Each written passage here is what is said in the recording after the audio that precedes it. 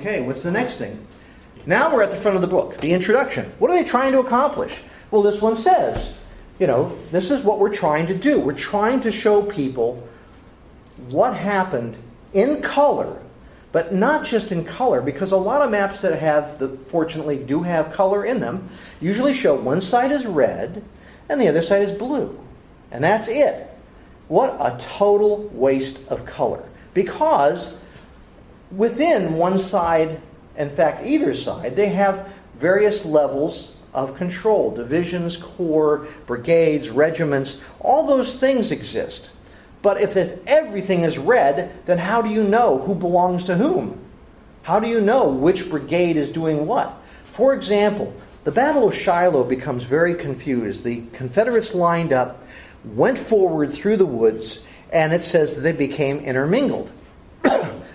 If you have different shades of red for the Confederates, the next map after that initial lineup shows brigades that belong to different divisions all mixed up.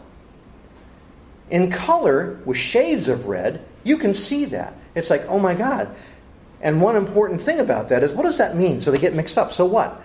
Well, if you're trying to run these brigades, if you're a division commander and you're trying to run these 3 brigades that belong to you, and initially they're really compact and they're tight, and you could ride your horse back and forth easily, once they go through the woods and one's out here now 2 miles away, this guy's 3 miles away, and this one's, who knows? How can you control things? You can't. So one of the things that happened in the Battle of Shiloh is that the Confederates lost control of their troops. And when you see that in a map, because of the different colors available, it becomes really obvious. It also is difficult to control troops when you've got a brigade that belongs to somebody else, your brigade, and somebody else, another one. So yes, exactly. You're shaking your head, Paul, because you can't imagine how you can do that. And neither could they, because here's what happens. The army is very hierarchical. Okay? If I am your boss, I am your general, you don't have to listen to any other general. You don't. In fact, if you do listen to another general, because if he rides up and says, hey, I need you, Paul, to come over here right now, if you do that, and your boss finds out you did that after the battle, and he needed you because he rode up and you weren't there, you're going to be fired. Okay? You could be up for court-martial. You could go to prison. So what happens is, when you've got those mixed units, those brigades that belong to different divisions, and this general comes up, it's going to be really problematical whether those other guys are going to listen to you, whether they're going to obey you. They may just say, I am not in your chain of command. I am not going to do this. And that happened on the Union side too, because they got intermixed as they were fighting the battle. It got very confused.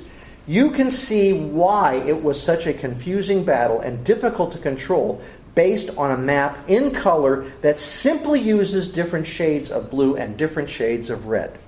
That's an innovation which we brag about on the back of the book. Yes, that's our hype. And also in the introduction that says, why is this different? Why is this unique? So the introduction can tell you what the book's value is and what the purpose is. It also means that guy who didn't like the general could sit there and say, I hate this general, I don't like him, so there's another chance for him to show his bias. And then finally, you think, table of contents? Of course, every book has a table of contents. Yes, they do. But I have seen table of contents that go Chapter 1, Chapter 2, Chapter 3, Chapter 4, Chapter 5. It's like, what the heck does that mean? That's ridiculous. I mean, that's not a table of contents. I mean, in this one, which is all biographies, the table of contents is a list of all the generals that are listed in the book. So, again, it's sort of like an index. A good table of contents is like an index because it tells you how the book has been divided for you to find things as well.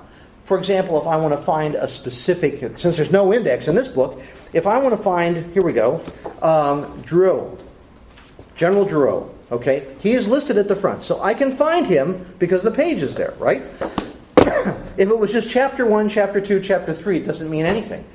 It sounds ridiculous, but you'd be surprised. When you start looking at books and trying to figure out which one you want, you could very much find books that have very poor table of contents. Let's go to my favorite book, okay? Let's look what I have, all right? Who wrote that? Yeah. Well, I didn't write the book. I'm not the author, okay?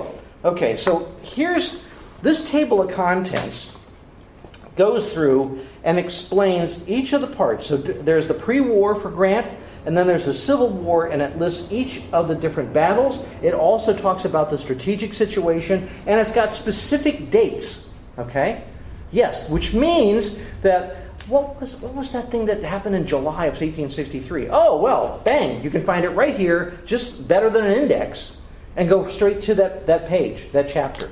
So that is really important. Here's an example of, say, a single battle, Gettysburg. Okay, it was a 3-day battle. So the chapter 1 might be the background, strategic background, pretty obvious. The next one is Lee moves north. Okay, in other words, it's telling you what's going on. It's a story, and then it's like the first day, right?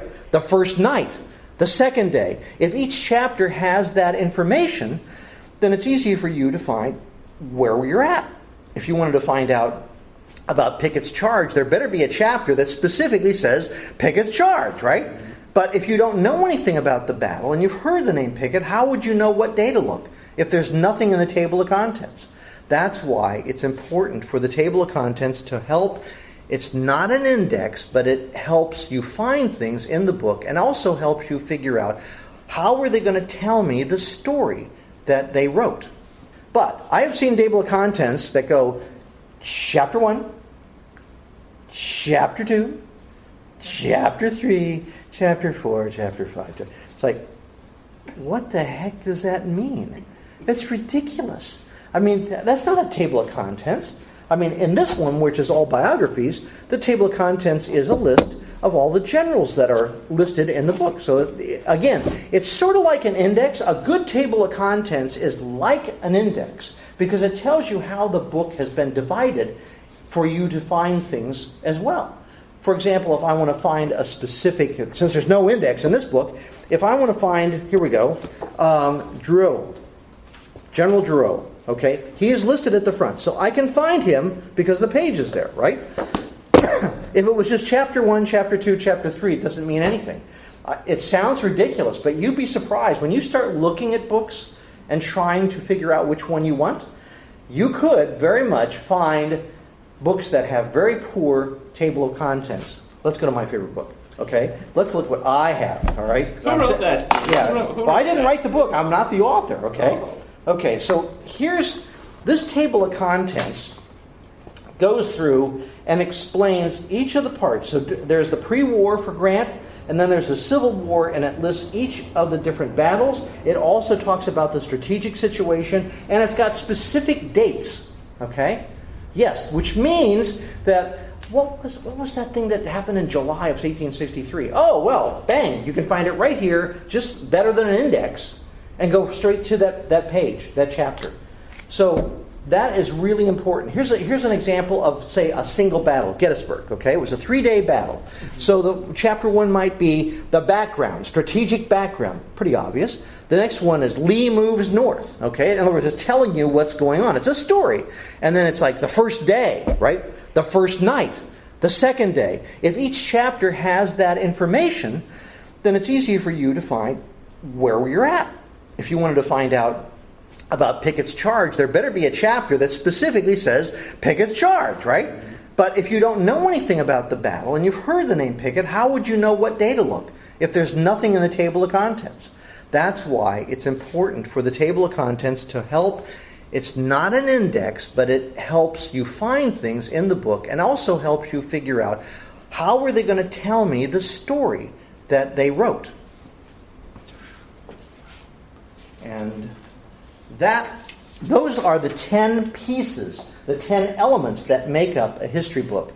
And those are the things that if you do that and look at all those elements, you could get it down to where you look at a book in 5 minutes that's sitting on a shelf, and any one of those factors that fails massively, you should put that book down and just walk away. Doesn't matter if it has 5 stars on Amazon. I don't care. That's all made up anyway. You know, it's my friends and family all got on there and they all gave me 5 stars, okay? And if it's balanced because there's trolls out there that give everything a half a star, right? So you can't trust those things. You have to do it for yourself. Trust yourself, what you think is important and what you're trying to get out of a book. And those are the things that I tried to put in the books and the games and the magazines that I produced since 1972. And I think that that is what I wanted to communicate to you today, so that you had a chance to decide for yourself whether a book or a game or a magazine is worthy of your money. You told us about editors. Yes, I was going to add right. Okay, so what does an editor do? A lot of people think, well, editor just sort of, edits, meaning, checks spelling and things like that. No, I'm going to tell you how this was put together. This book is basically a creation of several different people. One is an author who obviously wrote the text that goes into each part of the different maps. For example, you see that the layout is here's the text that the author wrote, and he's writing it based on the maps. Okay, so obviously we had an author, but we also had a map maker. Okay, so what? Well, somebody had to come up with this is the design, right? Somebody had to come up with, what do we need in this book? Which maps do we need? How many maps do we need for each battle? Talk with the map maker. That was my job. I was the editor of this and the project manager, so I talked with the artist first, because it's all about the maps. How are we going to do the maps? Well, we're going to use multiple colors, and we're going to have shades of those colors. Also, we're going to have multiple maps. I think there's 8 maps on Shiloh, including, no one ever shows you the second day. Shiloh was a 2-day battle. Most people just focus on the first day. But when Grant counterattacked the next day, he had fresh troops, and that's shown. And then how they were able to push back the Confederates. That's shown on these maps, which you never see anywhere else. So those decisions are made by your project editor, your person who's putting together the book, and says, these are the pieces we want. Okay, how about the layout? What's that? Well, that's a picture, right? But what kind of picture? All of the pictures were taken from newspapers at the time. Okay? There's only a few paintings in here done by Keith Rocco, somebody that I mentioned, who are also in here, and his art is used on the Orders of Battle in the background. But in this case, it's a Harper's Weekly painting, or engraving rather, not a painting, an engraving that appeared in a newspaper. Why would we do that? I wanted to show people what the people at the time saw, how they saw the battles, how they looked at these towns, and what those towns actually look like. When we see it, some of these towns are tiny. They got maybe a dozen buildings. They're laid out maybe in a small grid or in a straight line right along the railroad track. And you see that. You see exactly what it was back then, because you don't always have photographs. There's a lot of photographs from the Civil War, but maybe not on everything that you want. So in this case, we're trying to show what the newspapers were showing the people. And then the modern interpretation are in the color maps, where people get to see what our perspective is 150 years later about the battle, about all the sources we've got. And you can see there's not just red and blue on the map. There's shades of colors in the background for hills and mountains. There's also yellow to emphasize the specific dates and action. So all of that had to be in there. So you determine what the whole book is going to try and cover. Then you're going to determine how many maps you're going to put in it. Then you determine what those maps are going to have. Then you determine what kind of illustrations you're going to use and where those illustrations are coming from. And then you have to go find them. So I went through hundreds of editions of the Harper's Weekly and other newspapers to be able to find these pictures. But wait, there's more. Here's one of those order battle pages I told you. So no one has ever presented an order battle in color. As you can see, one of Keith Rocco's paintings is in the background. That's appropriate for that order battle. You can see the flags. Those are the kinds of flags that those units were using at the time. Okay? You can see that the Confederates, the most famous one that we hear about the Confederates is the Stars and Bars. It's Cross of St. Andrews, Redfield, and so forth. Well, they weren't using it then. It was not widespread. These are the flags that they were using at the time. And over here, of course, there's the U.S. federal flag, and then these are regimentals. And you can see the regimentals, the flags carried by the individual regiments varied. Most of them had an eagle, like this one. This was an eagle also, but you see sometimes they made up stuff.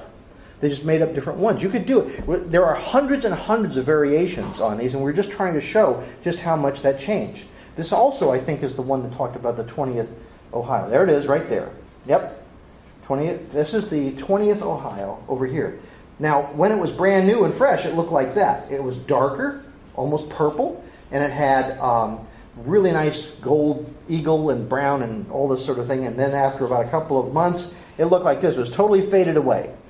Done. It was gone. You know, all those nice colors. Why? Because the rain, the snow, the sun, all that stuff wore it out. It wore out your clothes. It wore out your boots. It wore out your flags. After a while, all these things had to be replaced, or if they kept them, they sent them home and got a fresh one, just because all of that gets worn out. So all those pieces, when I say there are 10 elements of a book, I had that list in front of me, and I said, who are we going to get to do this? How are we going to present it? So I told the graphic artist, this is what I want. And he was able to interpret that. And then we tweaked it until we got what we wanted. Okay? So there's a graphic artist, there's a map maker, there's an author, there's me as the project editor, there's me going to find the paintings and illustrations. Like, this is the first image they ever had of Grant in the north.